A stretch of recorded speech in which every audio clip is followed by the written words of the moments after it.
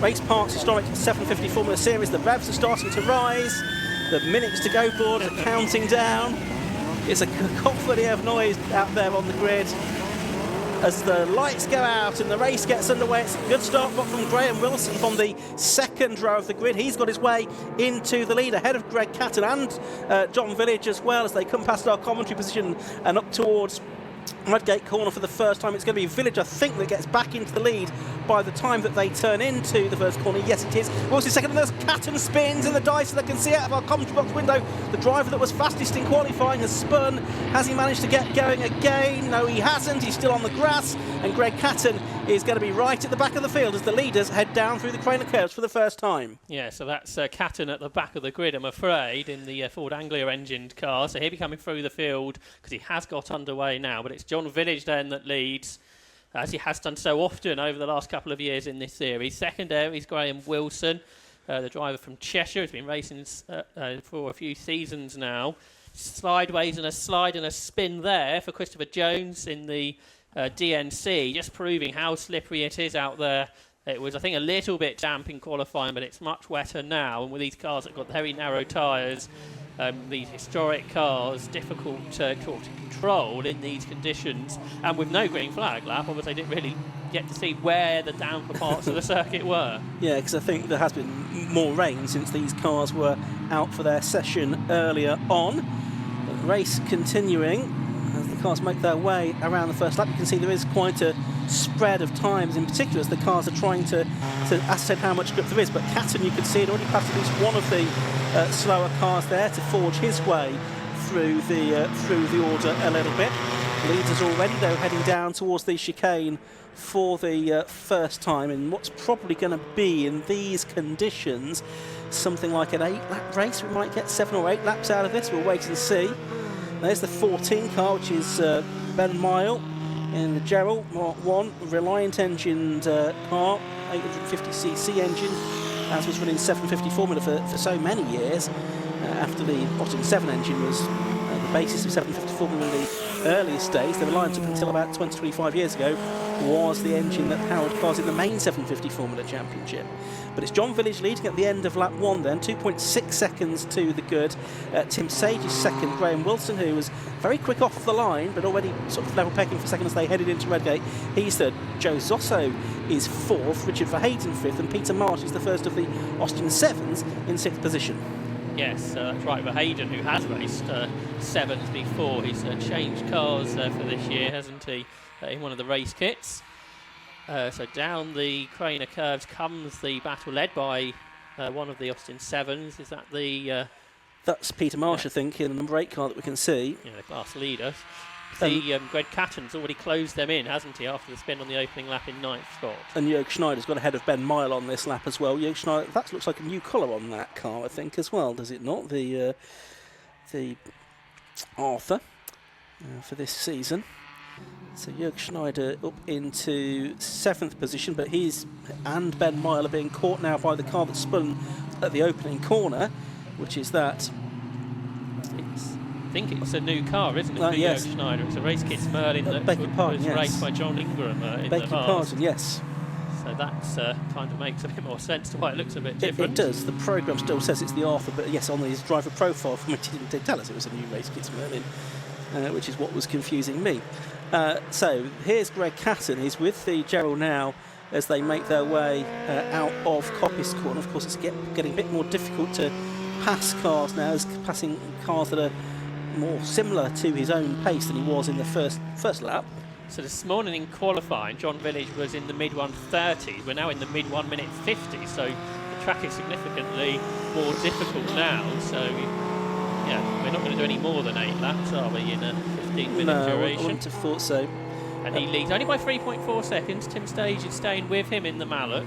And then a bigger gap back to Graham Wilson in third, and a larger gap still to Joe Zosho in fourth, who's under pressure now from Richard Verheyden, getting used to his new car.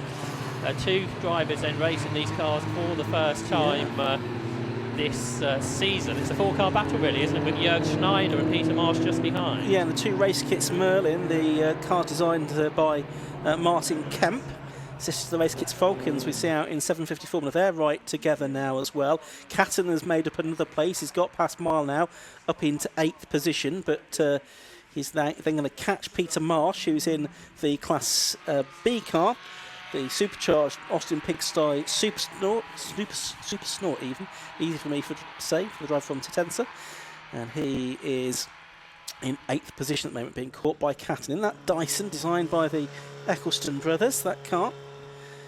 Here's the race leader though, John Village out in front, about 3.5 seconds to the good he was at the end of the first 2 laps of this race. Tim Sage trying to go with him, a little bit of a distance back. But Village, this is what we've seen of him so much over the last few years, Josh, since he brought this V2 recreation of his original car out for the first time 4 years ago, I want to say, something like that. Yeah, that makes sense, doesn't it? This car is a copy of his car that he raced in the 750 Formula in the 1974 season. He's pulling away from Tim Sage and goes 3 seconds quicker than he went on the previous lap, 1 minute 51.476 for John Village, a long-time team boss at JVA. He run the Team Canada, he won GP team not that long ago, but he's very, I think, at home now, racing with the 750 Motor Club, as I mentioned earlier. The car's for sale. He's looking, I think, to have an Austin 7 out later on in the season. He still runs a fabrication workshop, does John Village, even though he's in his 70s now. There's Graham Wilson, he's in 3rd spot, the driver from Cheshire, who's been racing since 2020. He is in the Time 3B today, the 1970 car, which is due to have a different engine at some point this year. I think it's with the Reliant engine today, which should have a Climax engine in later in the season. That's right, yes. So we'll see how much difference that makes to his performance in due course. Meanwhile, we're watching now the 59 car. This is Joe Zosso and his debut in historic 750 Formula.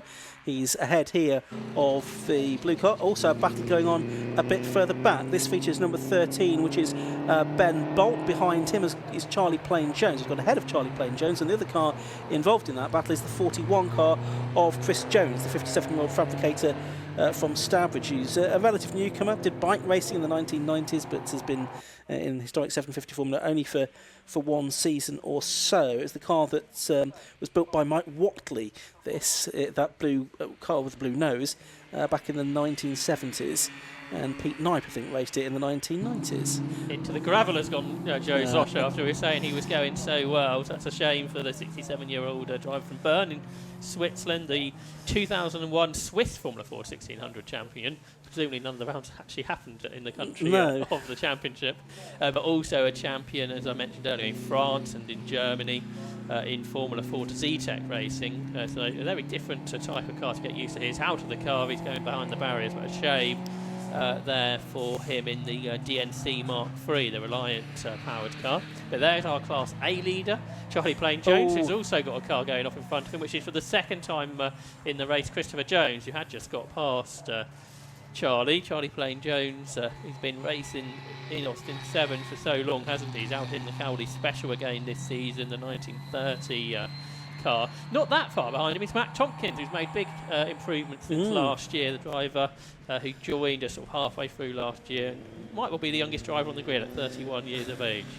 Yes, and he's from Practical Classics magazine, isn't he? The journalist. He's written all about his development of this car, culminating in it appearing at Cadwell Park, I think it was, for the first time last season. But watching Charlie Plain Jones here, and from Solihull, retired engineer, lots of success within the Austin 7 class in historic 750 Formula in this sort of decade or so that he's been racing in it. It's a car actually built by Nigel Cowley while he was still at school. Here is the number 8 car again, Peter Marsh. He's our Class B leader at the moment, up in 5th place overall, but he's got Greg Catton now, the Class D driver, catching him for overall position as they disappear through Schwantz Curve. The number 7 car is that of Graham Wilson. He's in 3rd place. He is 6 seconds behind Tim Sage, who in turn is now 15 seconds or so behind the race leader John Village, with 5.5 minutes or so of this race left to go. It's the group behind Katchin Verheyden, I wonder, behind Wilson rather, Katchin, I wonder, led by Richard Verheyden. Peter Marsh is going really well in the Austin 7, the car that he acquired last year. But round the outside comes Greg Catton, who was quickest in the drier qualifying session, he might well get to the front of this group by the time they get down to the final chicane. Yeah, down towards Roberts they go then. And it is Verheyden in Miss Moneypenny at the moment that is ahead of this group of cars. But it might be Greg Catton. No, he doesn't quite make his way through to the fourth. He's driving quite conservatively, I think. He's not wanting to push too hard and risk having an accident on conditions that are quite difficult. These are, in some ways, the most difficult conditions of all, because it's not really sopping wet, but it's certainly not fully dry. It's just very greasy for these drivers to contend with, and a bit of an unknown if you are going offline to make overtaking manoeuvres. So 4 3/4 minutes left to go now. Village now leading by nearly 20 seconds, but the best scrap of this race is the one that we're watching down the order that has at the front of it still Richard Verheyden and Greg Catton, Peter Marsh and Jörg Schneider. Verheyden was 5 seconds quicker than Graham Wilson on the previous lap, so there is a battle on for third overall now down the Carrera curve. You see that gap coming down all the time, with Graham Wilson then being caught by Verheyden. In this car he's getting used to all the time, remember, so probably the first time he's driven it in the wet. This race kit's Merlin, and then you go through the kink and uphill towards Schwantz curve, and Greg Catton not able to sort of make a move at this stage, and Peter Marsh and Jörg Schneider and Ben Mile not far behind either. And actually it's Ben Mile that's the fastest of all in this group at the rear. 1 minute 55 he did, which is quicker than all but John Village at this stage of the race. Different lines being taken by the two protagonists there, and off goes Verheyden. Number 6, you were saying, he perhaps wasn't used to this car in the wet, and his car snapped one way, it speared to the left, he's ended up in the gravel trap. Now, can he get it out of there is the question. He's collected some gravel along the way. That probably caused Peter Marsh to back off a little bit. Jörg Schneider has now got past him in his race kit's Merlin, and he's also under pressure once again by Ben Mile as well. Yes, so Miles caught them now. He did start the lap a couple of seconds behind, so we've got 2 cars in the gravel around the McLean's area, haven't we? So there'll be yellow flags up at the top end of the circuit for sure. There's a couple of laps to go. We've done 6 laps now for John Village. This group about to complete their 6th tour of the circuit, with Graham Wilson there in 3rd, but it's Catton now in 4th after that off of Verheyden. And they're all going quicker and quicker than what they were earlier. 1 minute 53 from Schneider. He was the quickest that last time round, and he's on the outside, but he was squeezed a little bit. I don't think Catton realised he was there, and it was a big moment that Jörg Schneider had to get back together, which he's managed to do. The 60-year-old driver who's won races in this category before. He's also done hill climbing in Austria and raced in the British Sports Car Cup, a series in the 1990s on the continent, and he's there in 5th place. He's recovered that moment he had, and is immediately back on terms with Greg Catton, who now is very much aware there's a car close to him behind. Yeah, so through the old hairpin they go. Don't forget there'll be yellow flags up at McLean's, because that's where Richard Verheyden went off just under 1 lap ago. Oh, and now Jörg Schneider's slowing, it seems. He's lost out to Ben Mile there, so whether that's a sign of a problem, maybe just a missed gear or something like that, not quite sure. He's still going, isn't he? So maybe it was just an intermittent or temporary problem that he's had. He's back up to speed. He's right with Mile again as they turn their way through McLean's, where those yellow flags will be out. You can see Verheyden's car just in the gravel trap on the left-hand side. Those of you watching on the live stream, meanwhile, there's some traffic to deal with as well now as we come into the closing stages of this race. In fact, the checkered flag has gone out already a little bit early with that car, so it's John Village that has taken the win here. John Village, number 29, then gets the victory. Across the line in 2nd place will come in a little while. Tim Sage, won't it, in the Mallet Q2. He's yet to come through the Robert chicane as the back markers come through.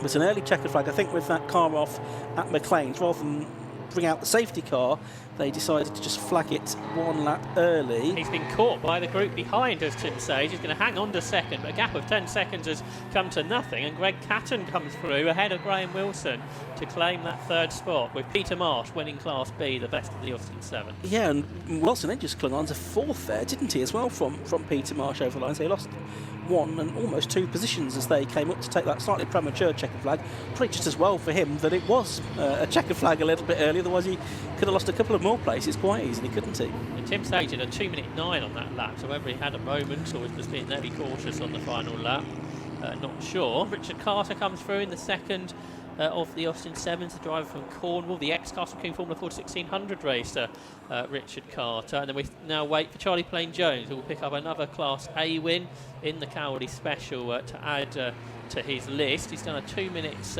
5 as his best lap of the race.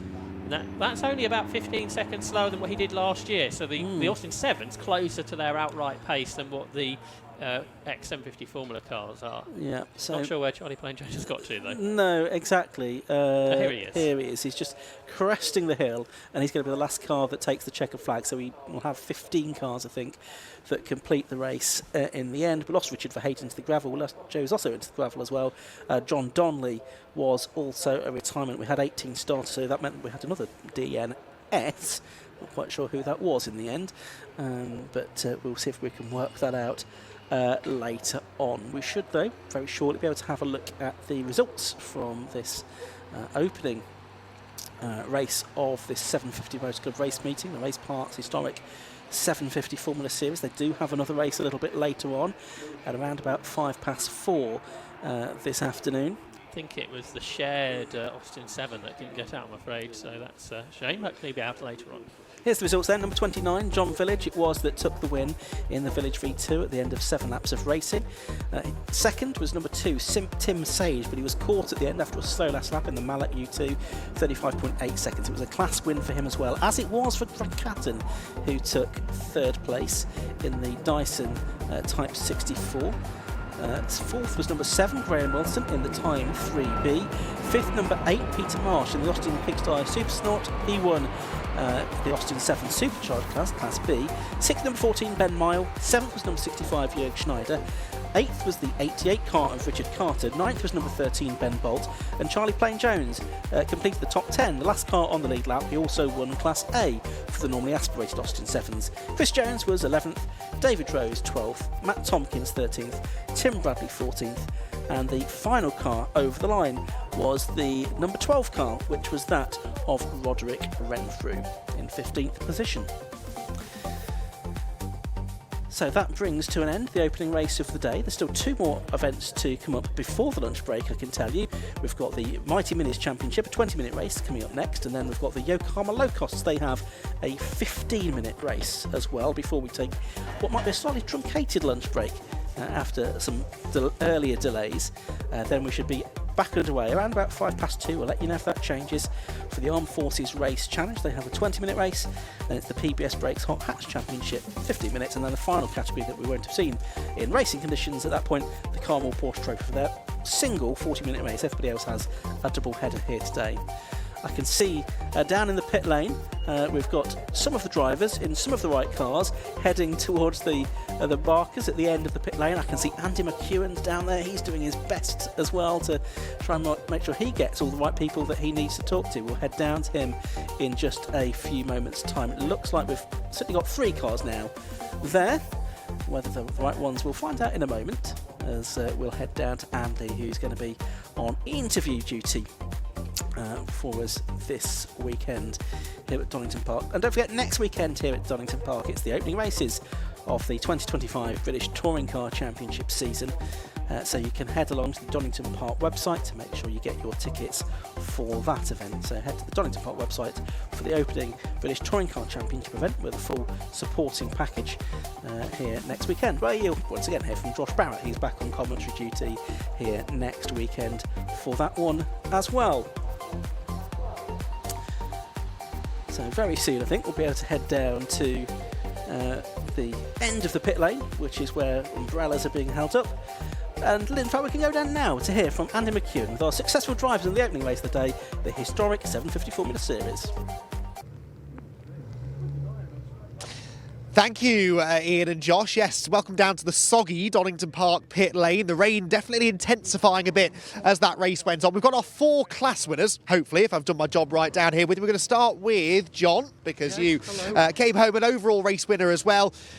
Not much competition, I suppose, for the win, but the biggest challenge were the conditions, I guess. It wasn't nice out there, to be honest, but Donington's never good in the wet, as we all know, but you just got to drive to the condition, haven't you?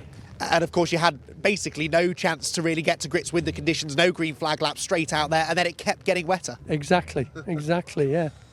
I didn't realise it was getting wetter, but... Well, good, and maybe in your lap times that wasn't reflected either, because you kept on pushing on. Where was the most challenging part of the circuit, standing water-wise? Coming into the hairpin, I suppose. Right, okay. The chicane, rather. Yeah. You mastered the conditions well, though, didn't you? Thoughts for the race later on? It looks like this rain's here to stay, isn't it? Well, same again, isn't it? There we go. Never a calmer race winner have I interviewed. John, congratulations. Well done on the race and class win. Peter was the next of our class winners. We'll work our way through. I think the brolly might be getting passed over as well. Peter Marsh. Hello, yeah. Yes, you were a class winner in Class B. Top 5 overall as well. That's not a bad result. Happy with that? It's no bad at all. Not quite tough for that. Cars... The first season it's really been out, and it's going quite well. It's a bit skittish out there though, but no, it was good. It's great. Enjoyed it. We could see you really taking it easy in the early laps, but you've got to be so careful not to throw it off the road. That's race over, isn't it? An awful lot of people went into the kitty litter. Yes, we saw. Did you notice the conditions getting any worse? John said he didn't realise, but it was definitely getting wetter. No, I had my eyes shut half the time, so... It's the best way, I think, isn't it? Accelerator stuck open as well. Oh yeah, I heard you saying that when you got out of the car. Was that a genuine issue? No. Just explains why you're going so quickly, right? Aye, well, there you are. Anyway, not bad for an oldie, eh? Your words, not mine, mate. Well done on the class win anyway. Then we will go to, where's Greg gone? Greg is over there, hiding under the umbrella. Don't blame you, Greg. Top 3 overall, class win as well. And, well, I've asked the other two about the conditions. What were your thoughts on it out there? Atrocious.